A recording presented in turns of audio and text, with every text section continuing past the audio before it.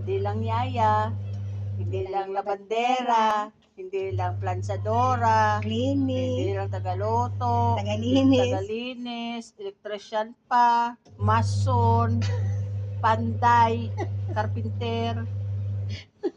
The best. Saan Pilipino ka pa lang. niyan? Doktor pa.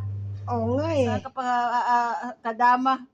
All around. Grabe ang kadama ba? Naging doktor na nga ako sa kanila eh. Doktor pa. Naging doktor pa. Masador pa. Therapist. Oo. Nagpapamassage pa sila. Oh! Okay. Shui-shui anak ko ah. Ano naman tong... Sana yung ano dyan? Mayroon naman pang ano doon. Hindi.